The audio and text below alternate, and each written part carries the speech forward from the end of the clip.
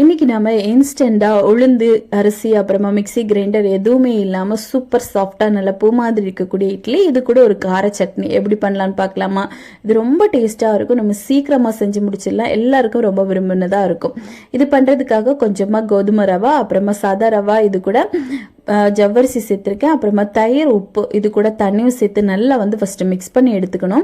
Mix பண்ணி இதை ஒரு 2 மணி நேரம் நல்லா நம்ம ஊற விட்டுடலாம். இந்த டைம்ல நம்ம இதுக்கான சின்னதான சட்னி ரெடி பண்ணிக்கலாம். இதுக்காக நான் நிலக்கடலை, அப்புறமா பூண்டு, வரமிளகாய், வெங்காயம், தக்காளி இது எல்லாம் போட்டு நல்லா ஃபர்ஸ்ட் வதக்கி விட்டுக்கலாம். வதக்கிட்டு இதுல ஒரு துண்டளவுக்கு நம்ம புளி சேர்க்கிறோம். சேர்த்துட்டு தேவையான அளவுக்கு உப்பும் போட்டு நல்லா வதக்கிட்டு இதை நல்லா ஆற வச்சுட்டு நம்ம அரைச்சி எடுத்துக்கலாம். அப்புறமா இதுக்கான தாளிப்பு கொஞ்சமா எண்ணெய், கடுகு, உளுத்தம் பருப்பு, கருவேப்பிலை போட்டு நல்லா மிக்ஸ் பண்ணி வறுப்பட்டது இதுல அரைச்ச பேஸ்டையும் சேர்த்து ஒரு நிமிஷத்துக்கு மட்டும் லோ ஃப்ளேம்ல வச்சு இந்த மாதிரி கொதிக்க விடுங்க. அதுக்கப்புறமா நம்ம அப்படியே இறக்கிட்டோம் அப்படின்னா நல்ல டேஸ்டியான சட்னி ரெடி.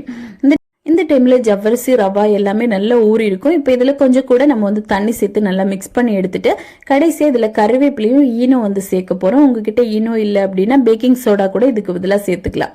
சேர்த்துட்டு நல்லா மிக்ஸ் பண்ணி கொடுத்துட்டு இட்லி தட்டுல நான் வேக வைக்க போறேன். நீங்க கிண்ணம் இருந்துச்சு அப்படின்னா அதுல கூட வேக வச்சு எடுத்துக்கலாம்.